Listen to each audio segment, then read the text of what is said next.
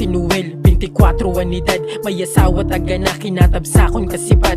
Aram ko malisod kaya tinodoan pitad. Bagay nakaupod sa responsibilidad.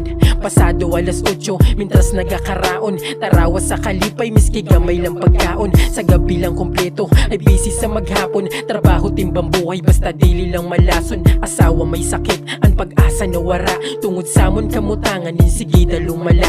Kay sakto lang ang kita ko sa bugas tagsura. An para sa bulong, sa makaon tanala. Pamilya ko anakon kayamanan. Pag di ko na makaya pampagana kabataan. Mintras adi pa sa duda, dili pabayaan. Pagpalangga ko na kaya ibalyo sa kamatayan. Kamatayan man. Pa, pag may kwarta ka, bakalan mo kung saan ka naman ha. Sige anak, pag maayos na si mama mo.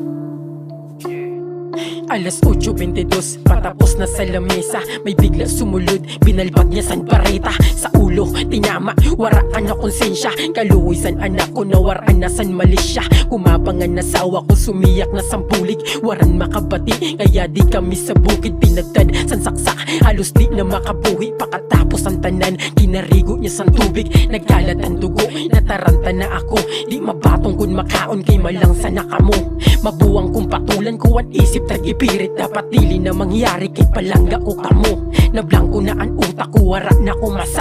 Biginabot ang sundang, tagisaksa ko unta. Ni gusto ko sumunod, kaso hadlok sa bakan. Di postura ko harayo sa gusto ninda mangyari.